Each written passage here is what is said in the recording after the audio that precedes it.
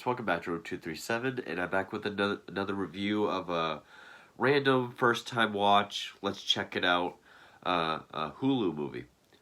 This is one I've scrolled past a few times on Hulu. I think I've even seen the DVD at Walmart a couple times.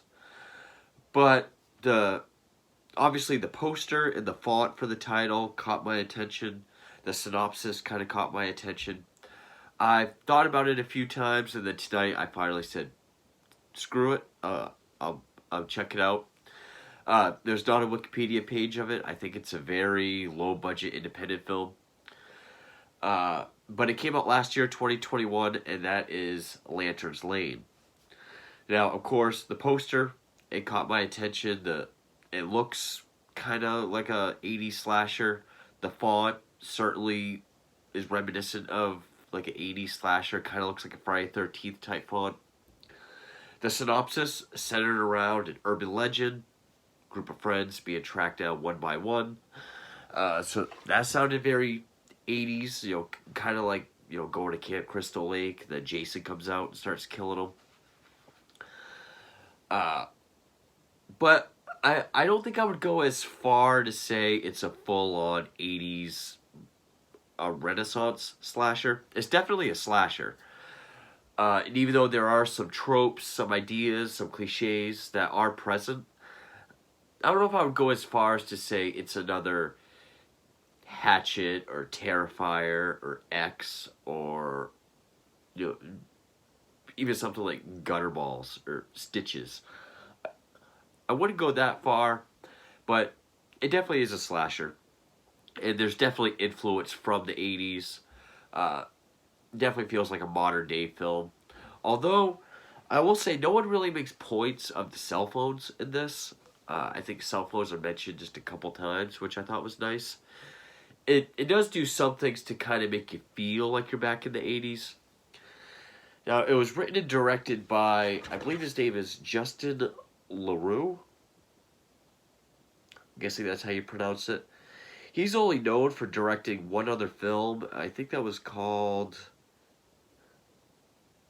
A Demon Within, I believe is, Lantern's Lane and A Demon Within from 2017. Now it stars Brooke Butler. She's our lead, Layla, along with Ashley Doris, Andy Cohen, and Cindy Carville. There's a couple other characters that we catch glimpses of in the very beginning, but those four are pretty much our cast.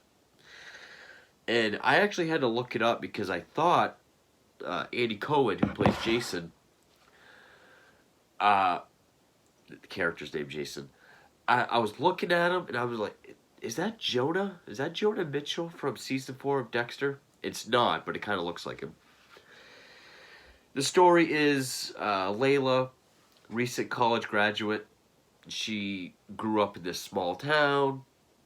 It was too small for her, so she went to the big city for college and grew apart from her friends and is only coming back for like a quick visit, of which her old best friend Missy, Ashley Doris, she works at the local bar. And then in walks Jason, Andy Cohen, and Shauna, played by Cindy Carville. They all kind of meet up, start to reminisce, and they decide to go out to this place out in the woods called Lantern's Lane, which is kind of like a woods stop-off. There's an old creepy house out there, kind of a stop where kids will go. There's the urban legend of if you go out there at night, you'll see the apparition of a ghost lady carrying a lantern. That's where it gets its name. But there's also some stories about, like when the house was actually the old house, a squatter killed a bunch of people. There was some happenings that went on there. Of course, they get there, car breaks down, and they're hunted down by this guy with the sack on his head, kind of looks like a scarecrow. Very 80s. And they have to try to survive. Are they able to get away? Will it kill them all? Who is the killer? Now, I will say there are some smart choices writing wise. There were some things that, when you get to the end and you think back, there were some smart choices as far as writing. I would say maybe it didn't have the strongest characters. The acting, it ranged from decent and passable to kind of, eh. I mean, it's not great, but it's not terrible. The score, which uh, has very obvious moments. It does have very, like, you see the killer pop up. It's like the very dun dun dun type moments. But then there's other moments where it is, again, very 80s influence, very nice 80s kind of piano type score. It's not a very bloody film at all. I mean, it's about as bloody as the original Halloween. Maybe a little more. But, the killer has a knife. Someone gets stabbed. I mean, it's not an effects movie. You don't really see the stab up close. You don't really see any blood unless they're laying there or they're walking back to the house like this. There is a twist as to who the killer is. The twist I did not see coming. But the way they went about the twist, thinking back, I thought was actually very smart. Because basically, they keep pulling these pranks on Layla. Like, at first, the car's broken down, and they're like, come on, let's go in the house. Let's go check it out. So they do, then they get tired of it, and they're like, okay, the car's not broken down. I was just friggin' with it. But then they get back out, the car's really disabled. And then, that's when the killer starts to walk around the house. They all get scared. One girl, Shayna, decides, oh, I'm going to run back to the car to get my knife so we have something to defend ourselves with. Even though in this dilapidated house they could have found anything. There's bottles you can break. There's probably, boards you could use as like a melee weapon, something. But they're like, no, there's nothing in the house. She also says she's the fastest runner, but she crawls all the way to the car. She gets stabbed, and that's when they realize, well, Layla's scared, but then Missy and Jason start laughing because there's this other friend named Braxton. They could not have picked a douchier name. If your name is Braxton, I apologize, but I mean, your diapers are probably Letterman as a baby. Because Missy keeps talking about this Braxton and checking her phone. And you find out Braxton, they were going to set up this other killer prank that Shayna was going to be in on it. And everything up to this point was planned. But then Braxton comes out of the bushes, stabbed and bloody. And they realize the killer's actually a killer. And Shayna's dead. And so that's when the shit hits the fan. And then it's kind of cat and mouse. Like the killer just walks around the house. They have to find a way to get out or find a way to escape. There's several scenes of, Jason kind of yelling at him and taunting him so someone else can run around the back. And I thought that was decent. I mean, there's not a whole lot of atmosphere, but you do get the idea that they are out in the middle of nowhere. It looks decent. I mean, there's a lot of fog and the way it's just lit by the moonlight. I thought that looked fine. I guess it's a fair amount of suspense built, like when Shayna goes to the car for the knife, or when Missy is gonna try to squeeze through this screen, like little screen passageway, and the killer's up on the deck above her, and you just hear the footsteps. I mean, when the killer's nearby and they have to be quiet, kind of like Don't Breathe. Not nearly as good as Don't Breathe, but I thought it had a fair amount of suspense to it. Now, this movie did just come out. I'm not sure how many people have heard of it, but it is on Hulu, so I'll get into spoilers now. Won't give away the ending. But even if this movie didn't have a twist as to who the killer was, like, even if it was, oh, it's just this lantern dude from Lantern's Lane. It's just this ghoul, you know, like a Jason or something, or a Madman Mars. I would have been okay with that as well. Uh, there actually were times where I thought, well, is Braxton the killer? Like, are is someone just setting everyone up? Well, it turns out Braxton was in on it, but he gets killed. I will say this does have a pacing issue. I mean, the movie is only, let's see how long it is. Hour 35 minutes. It feels a lot longer. This is one of those slashers, and you see a bunch of these in the 80s as well, where it really takes its time, and then when the killer shows up and the body count starts to rise, it's almost well through the second act. It really takes its time. I will say the killers went down very easily. It wasn't like a big showdown. There was something satisfying about it, but it was very easy. Like the resolution at the end was very easy. But I mean, if you enjoy slasher films just for the sake of slasher films, I would say it's worth checking out. I mean, again, it's not a full on 80s throwback, other than maybe the idea of it being out in the woods, centered around this urban legend, uh, a group of friends. There is a twist as to who the killer is. I'm sure some people will say this is a giallo because there is a twist as to who the killer is. Not a giallo because, one, it's an American film. Two, it's not really a mystery to the characters because they're not trying to figure it out. The acting is okay. Uh, the, there were some interesting ideas amongst the characters. I have seen some reviews where people think the characters are not consistent. For example, Missy, who's like, oh, you're my best friend, but then being really mad at her. Because there's this subplot of Missy being mad that Layla went off to college and kind of forgot about her. And that's kind of why she was going to set up these scare pranks. But I mean, if you're going to prank somebody, you don't want to act like a dick. You want to still be friendly. But I'm going to get to spoilers. It exists. I mean, it's decent. I guess it's worth your time. It's not a high body count film. It's not Friday the 13th. It's not an effects film. It's not Friday the 13th. So you're not going to get a huge body count. You're not going to get a lot of bloodshed or carnage.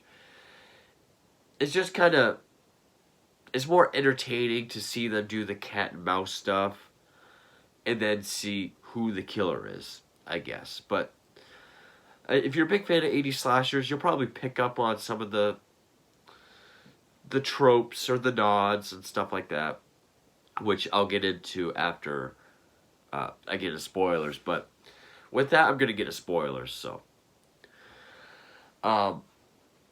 eventually, Layla is able to escape. Jason does get stabbed in the leg. They're trying to hold the door shut. The killer gets his arm through, stabs him in the leg. Missy, Layla goes outside to help her inside. Killer gets her, stabs her like in the back, but they get her inside. So Layla's the only one that's fine, and they decide, oh well, Braxton's truck must still be nearby. If I can get to it, maybe I can get back to town, get help.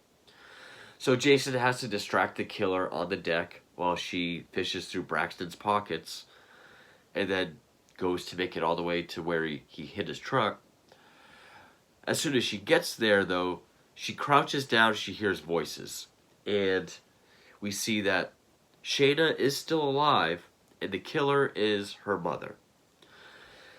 Now, in the beginning of the film, and this is one of the things I thought was smart, and I thought well written. Because earlier when we're at the bar, and Missy is just kind of talking to Layla about, oh, hey, that's this person that you haven't seen since you moved.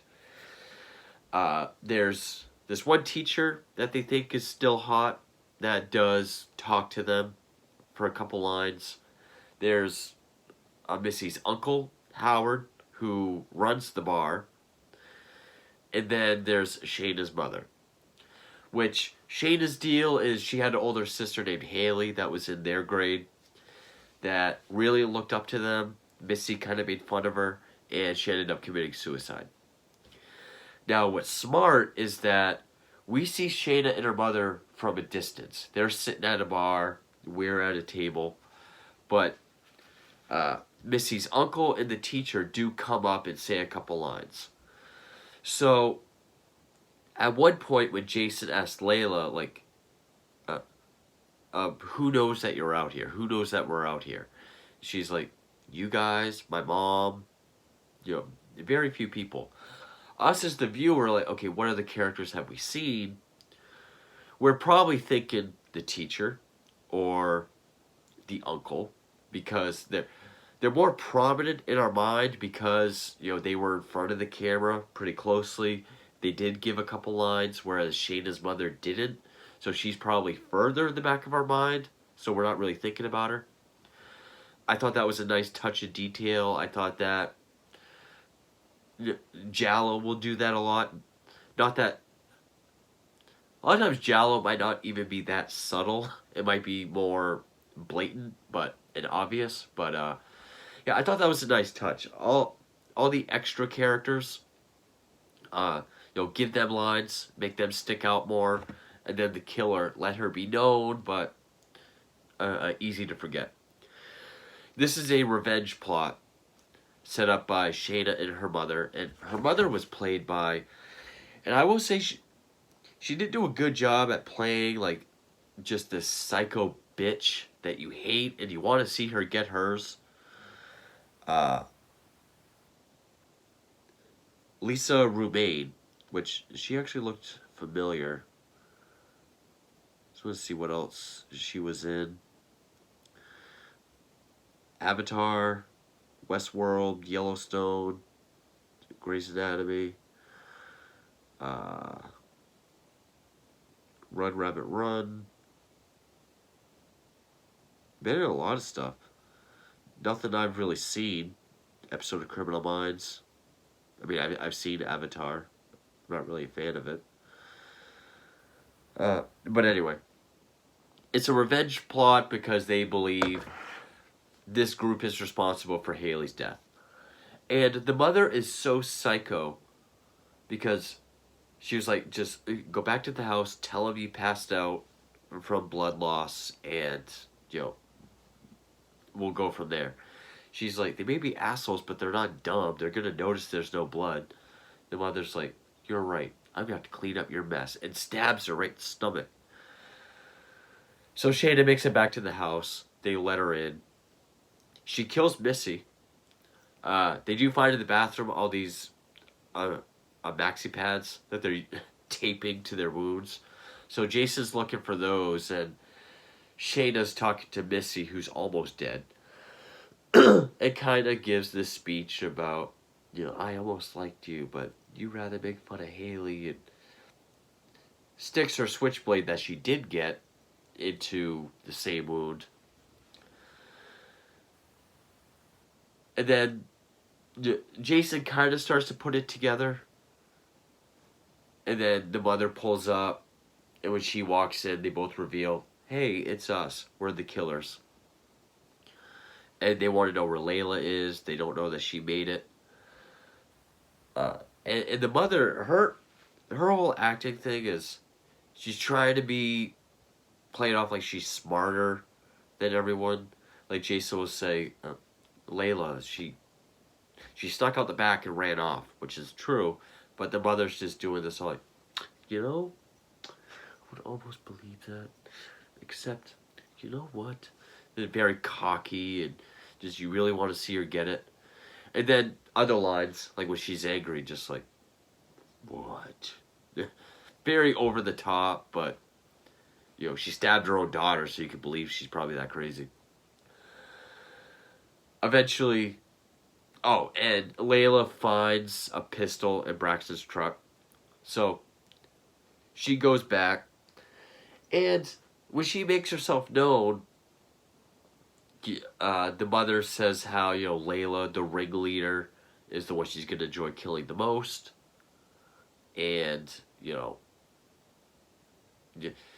Haley talked about Layla, and all her friends. She worshipped you. And then Layla's just like, it's terrible what happened to her, but we're not responsible. You are.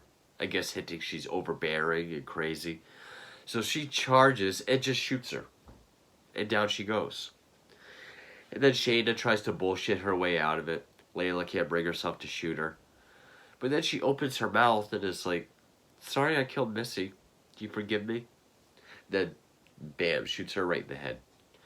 And then, of course, we get the big 80s trope where when her and Jason go to leave, the mother sits up and screams, not this, has the knife, one final jump, and gets shot right in the head. And then it ends with her and Jason leaving on foot, and it closes with just a blurry apparition. It looks like an apparition is carrying a lantern. Like the urban legend, like originally they went out there to see the lantern, but they didn't get to, so we as the audience got to. And that's the end of the movie. There are parts where it does, like, when there's scary moments going on within the house, like if we see the killer walking by the boarded up windows, and with the music, it does kind of feel like a more grown-up version of Goosebumps, or Goosebumps with adults. Or like a TV movie. It does play out like a TV movie quite a bit. Even the very ending, that ghost with the lantern in the background isn't even all the way across the road yet before it starts fading to black. I think there are a lot of fade to black transitions that does make it feel like a TV movie. And like I said, most of the score has like a nice 80s type sound. But there are other parts with very over the top horror sounds, especially something from like Goosebumps or like a TV show. But, mostly I thought this movie was smart because of the twist and that fine detail of not giving the mother any lines in the beginning. And I actually thought, okay, if it's not an actual urban legend monster or ghost, maybe it is Uncle Howard. Because he was mad at Missy earlier on for saying she's going to leave work to go out to Lantern's Lane. Maybe he's tired of people going out there. Maybe he wanted to show her a lesson. I don't know. But, either way, whether it was just urban legend, person, ghost, whatever, or the twist, I thought the twist worked. I didn't see it coming. The characters, again, maybe not the best. Maybe some of the subplots do feel kind of forced. Like, the whole subplot about Missy and being mad at Layla for leaving, it's all very quick and forced. Because then, like, right after that, that's when the killer shows up, and then they all gotta be on their game, and they seem to never bring it up again. Except for right before Layla leaves to try to escape, and, her and Missy have like a friend moment. The acting is there. It's not cringe-inducing. It's not terrible. But, it had its fair amount of suspenseful moments. It's not a Hitchcock film, but there's some there. It's a bit slow, but it was entertaining enough. I kept wanting to see what would happen next. And for a super low budget, super independent slasher, I thought it had enough nods to the 80s to kind of be reminiscent or nostalgic or, really appreciate what they're doing. I guess the worst thing was maybe some pacing issues. Maybe it could have had a higher body count a little bit, or, we get Shayna, her mother, Missy, Braxton. We get 4, but I mean, maybe, and I'm not saying it has to be like Dead Alive or anything, but maybe some blood. I mean, this movie was as good on a technical level as Halloween or Chainsaw Massacre. I could see not having blood because everything else is done so well. But this is just passable, that I probably could have used a little bit more blood. But yeah, I did think this movie was terrible, awful. I mean, it's definitely, for any slasher fan, it's worth checking out once. I mean, that's probably the best thing I can say about it. So that's the random review for just a blind Hulu watch of 2021's Lantern's Lane. Thank you for watching.